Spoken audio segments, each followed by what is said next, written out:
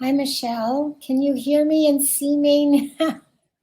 Yes, we gotcha. I think I ended up in another one. I'm texting Claire Marie in the UK saying, I think I can't hear or see, but I'm in. No, you are in the right place. And we've got some other folks here that are so interested to learn how your experience has been and how everything is going. I've just asked for folks to let us know in the chat what their biggest fears are about their kids' gap year, because I think that's where a lot of parents approach the gap year from, because it's unknown. And when things are unknown, we automatically default to fear, because we are programmed like that. Like when we were cavemen in living in caves, and we didn't go out and like search for a new cave. If we had a cave that was like bear and tiger free, like we stayed there because it was comfortable. And fear was a protective mechanism from the unknown. And we carry that as human beings with us. So I think it's just interesting to start from that place and to call out some of these fears.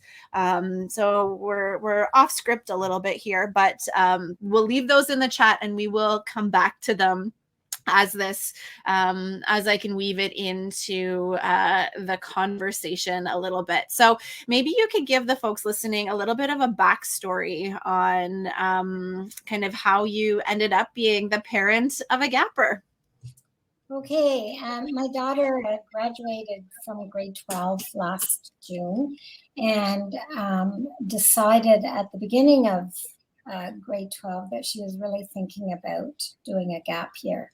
And she's very academic and adventurous at the same time. And her high school, so whenever she comes to me with some ideas about an adventure, I send her off to do a lot of research on it. But she has to do the legwork, and I'll follow up. Behind the scenes, I'm doing my own research because I'm very research oriented. So both of us were doing that. And it just started to unfold. Of course, the unknown, as you say, Michelle, is really big. My daughter knew where she wanted to go. She wanted to go to the UK, and she wanted to stay there as her home base for an extended period of time. And that brought up a lot of questions, of course. So it did start, the first origins were she has a friend in the UK, and they had invited her and the family to come and keep that as the home base.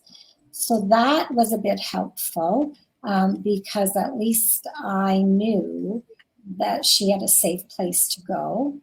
And that part I didn't have to worry about. So that's kind of in a nutshell how it happened. And do you want me to continue, or do you want? No. We're just chatting here. Okay, so did your daughter bring the idea of a gap year to you then? Was it her idea initially, or did you bring that up to her? I believe it was her idea. Yeah. But she has, I'm going to put my, I think I should put my mic on. Sorry. I'm getting a bit of an echo. So well, you know what? I don't really remember because we had talked about gap years, but not in the context of her going, just that, gap years have been existing now for a while. So I think she's the one that actually brought the idea to me. Mm-hmm. Well, and I think it's very interesting because often when I'm presenting at things like this, parents say, "Oh, gap year is great idea, but not for my kid." Like in theory, they're a great idea, but my kid, it's too risky, it's too dangerous, it's too unknown, and so that often bubbles up, and it's that fear that's talking again, that uncertainty. And I can hear that in Karen, what you've said over here in the chat, that your kid will lose focus on education during the gap year. And so was that a fear that you had, Lisa, that she would get distracted, I guess, from that academic part of who she is? I think there's a small amount, and it has actually become, it's interesting, a small amount more that she's over there and is being really successful. However, going into it, like I said, my daughter was not in the public system and was at a very, very academic school, strenuous. And so she is built for academia. And so sending her off, I knew like that I wasn't as worried based on the last 4 years or all her life, how she's pushed herself. So I was thinking that, this child needs a break because she didn't do much in high school. She didn't do what teenage girls or boys do. She did not go out. She didn't want to. I would ask her, why don't you go out? I'll drive you. She didn't do that. No, I'm fine. Our friends are here, that kind of thing. So her group didn't do those kinds of things. Now that she's over there and she's being very successful, I've asked her, so, what are you thinking about returning to school? She says, oh yeah, I'm really looking forward to it. And now that we're back, I'll tell you how it's going. But now that we're back from where we came, I'm taking some time to really look into the program I'm going to and whether I want to stay in that program or whether I want to reapply and go into something else.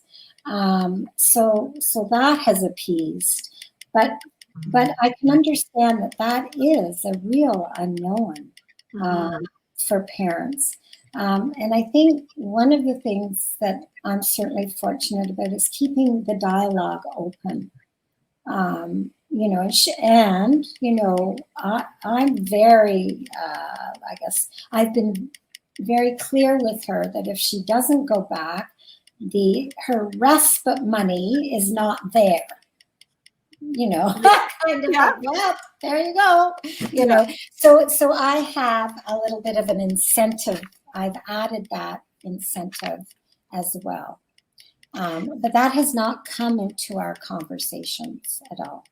Yeah. And I would say, having spoken to thousands of parents about this particular topic, for those kids that aren't necessarily academic or you're concerned about it, from a statistical point of view, depending on the study, 81 to 90% of students who take time off after graduating return to post-secondary.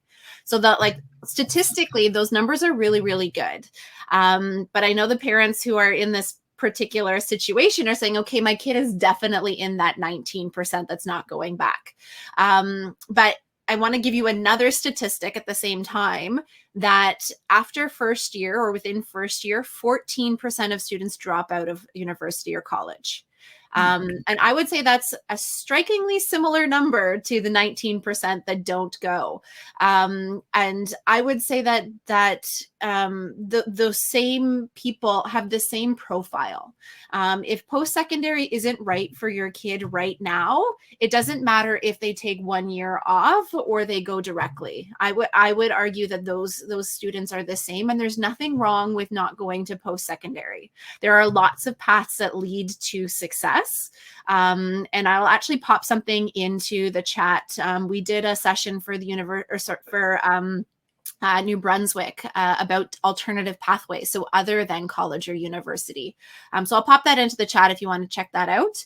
But that's statistically what happens. But there are some things that you can do to encourage that return to school. And I'm going to kind of lean into what you were saying, Lisa, around that incentive. So when you're planning your gap year, you need to have that conversation around expectations after the gap year ahead of time. So great, you want to take a gap year, but at the end of your gap year, what is the plan? And you need to have that conversation up front so expectations are on the table. That's one thing you can do to help make it successful. Number two, you can actually apply in your grade 12 year to post-secondary and then defer your acceptance. And what that means is the university is holding your spot for a year later. So you've got that entrance already guaranteed. Your kid already has a plan for the September following. And that gives them that exit plan after their gap year. Their gap year doesn't become a gap decade. So that's another thing that you can do. And then also saying, okay, well, we will support you in a gap 12 months. And after that, if you choose not to go back to school, you're on your own. Like you are our child. You are not an adult until you graduate university. But if you choose not to go back to post-secondary, then you're choosing to be an adult and you're choosing to take on responsibility that comes with being an adult. So those are some things that you can use as tools in your tool belt if you're concerned that your kid is not going to be heading over. And Karen, that also addresses your concern about competing for a spot the following year. If you do have that deferral, you've already guaranteed and secured yourself a spot. And I would say that there isn't any major competition going a year later because you're just competing against the same number of kids that were in grade 11 that are now in grade 12. It's the exact same level of competition that would happen whether you are taking a gap year or not. So hopefully that kind of addresses some of that. And my daughter did defer her year. So, and her residence is held. Everything has been held for her. So she did apply as if she was going, and we kept it open right until the last minute, pretty much, in August when she had to apply for the gap year. That week, I think it closed August 13th. And so that week, she and I, from the UK and I, we worked on the questions together, or the question together in terms of, I didn't do it for her, but I was just asking her questions about what do you think you would say so that you can tie it into kind of what you're doing for the next year. And she had no problem getting except a deferral. Her school also defers residence. Some places don't do that, but we were lucky that her residence has been held as well. So, yeah. Wonderful. I'm going to address Becky's question now. Her son's currently on a gap year and finding it hard to find that rhythm and that pattern and to be connected with other people. Have you heard that similar thing for your daughter as well? Like I said, my daughter's an adventurer and a go-getter.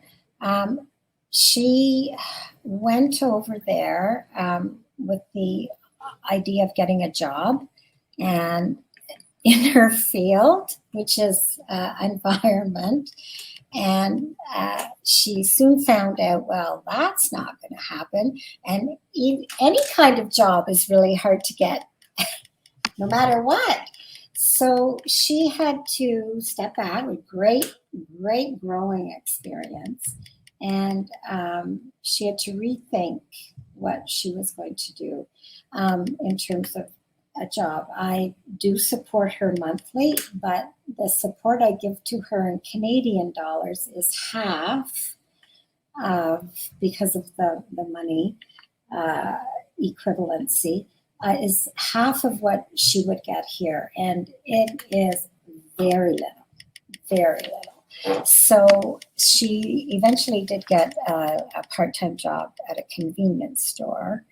But like I said, so she's made her adventures.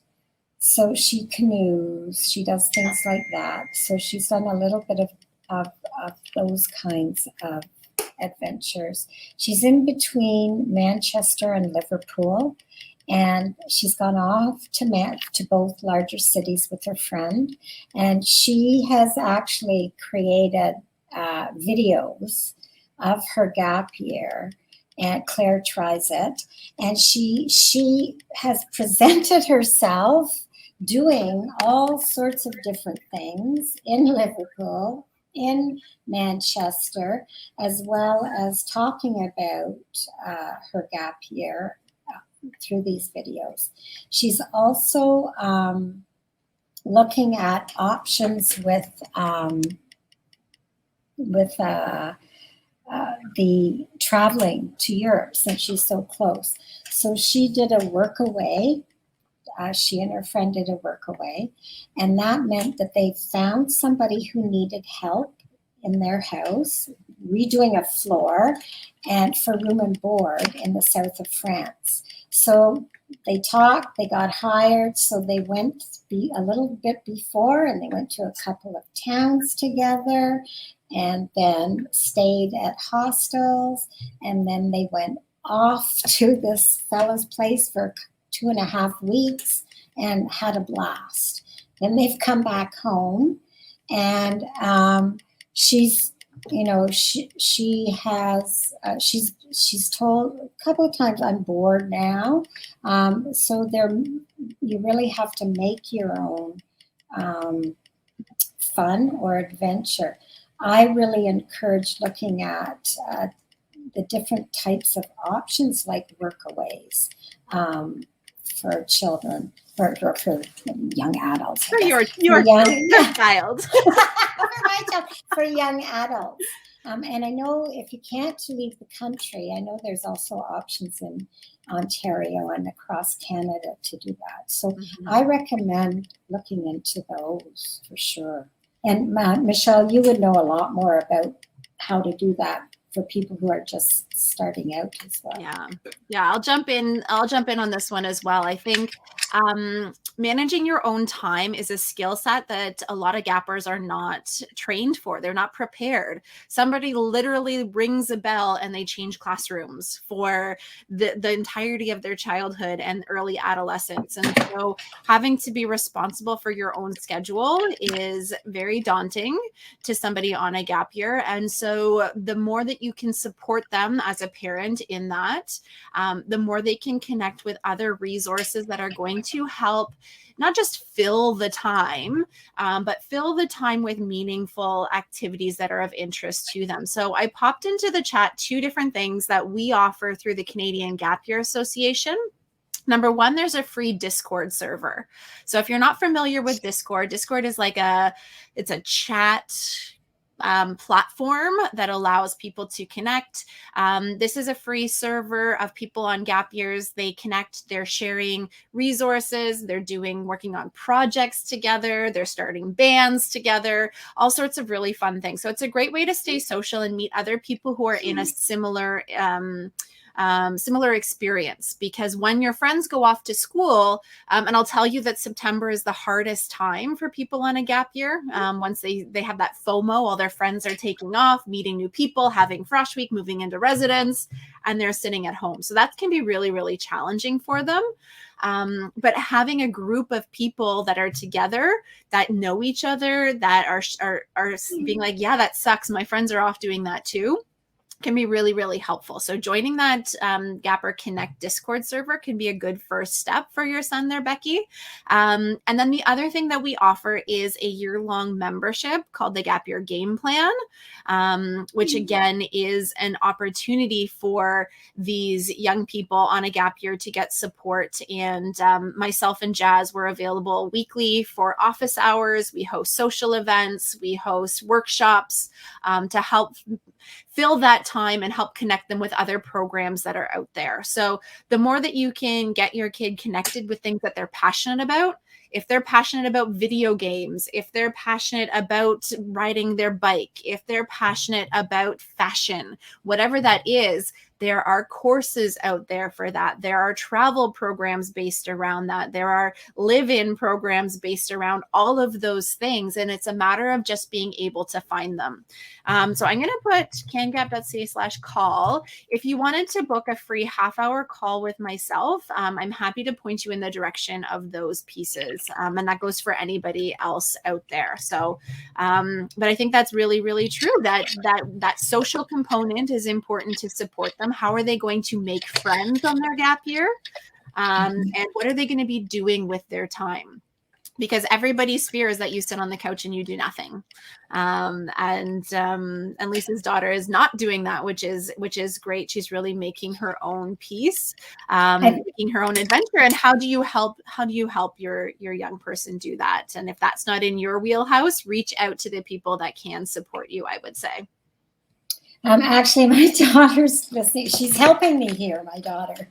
And she was saying that she does have an accountability buddy from the Game Plan Discord, and that's been very helpful when she joined that. The other thing she has done, and I do know this, is that she has reconnected with a number of her school friends, and she's tried awfully hard to stay in touch with them through chatting and sharing. Because it has been difficult from that piece. But I guess she's at least trying, and the contact that they can make, they are cherishing right now. So I'm going to invite folks to put other questions they might have for myself or Lisa into the chat. And Lisa, I'm going to ask you, we've only got 5 minutes left. What advice do you have for other parents who are listening? Do you have any gold nuggets of things that you want to pass on to people who are one step behind you in this journey? I think the big thing is the planning up front, and researching options, so that when you're in the gap year, that there are different options to fall back on. I think definitely, I know the other thing Claire Marie did before she went is she had the discovery call with Michelle to see how she was doing and where she could go next. So upfront planning, and if possible, looking at mini adventures, even again with, like Michelle said, in areas of interest, and having one or two planned down the road to help during those times when the nothingness and what do I do is going on, to give a break. I think that would be the biggest thing, is the planning up front. Yeah, I would agree. I think especially looking towards September, because that's the most challenging time, having something exciting happening in September as like a kickoff, so that your kid is not left out of those conversations when, oh, I'm going to McMaster, I'm going to UVic, I'm going here. And if they don't have anything to say in that conversation, they can be left out of that. So they need to be able to say, oh, I'm starting an internship, or, oh, I'm moving to England, or, oh, I'm going on this tall ship, or, oh, I'm participating in Katimavik, or, oh, I'm starting this really cool full-time job. They need to have something that they can talk about that's part of growing up, so they're included in those conversations, and that they have something to go to, because September is that new year, that fresh start, and if you have nothing there, it can be very underwhelming and very demotivating. So having something in September is really, really important. And then having ideas for your whole year. What are some of the things that you've researched? What are some of the programs? What are some of those bigger pieces? And it's really easy to look at those bigger pieces. Oh, I'm going to do the 5-month Katimavik program. I'm going to do the 5-week Explore program.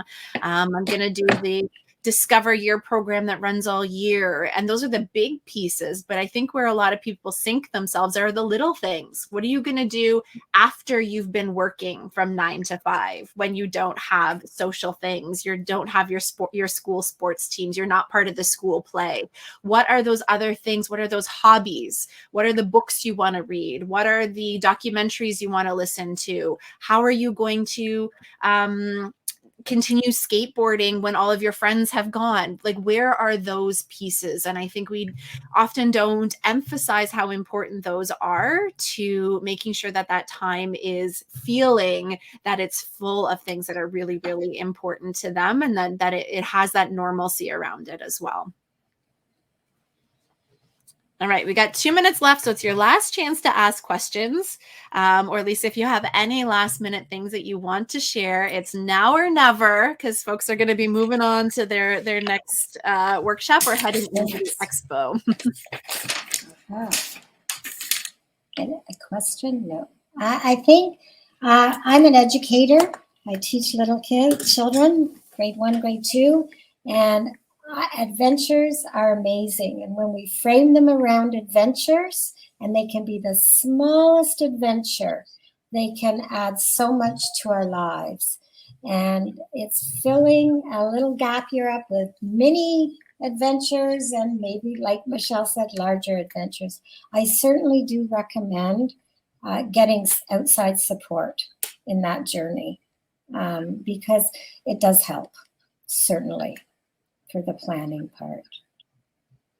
Wonderful. Yes. And if any of you have any questions, we've got tons of podcast episodes from other parents who have shared their experience. Or if you do want to book that call with me, I'm happy to chat with you and give you that support, either you as a parent or you alongside with your young person or your young person on their own. That's what this nonprofit has been built around, is making sure that people have the tools they need to be successful on this alternative journey.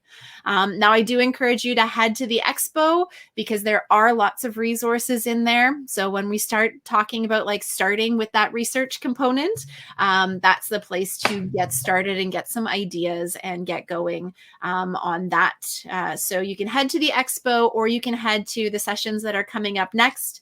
Lisa, thank you so much for joining us and sharing your experience. And I'm sure folks will take what you say to heart and know that they're not alone in that parenting journey of somebody doing something a little different. So thank you for joining us. You're welcome. And goodbye. Thank you, Michelle. Take care. Bye-bye.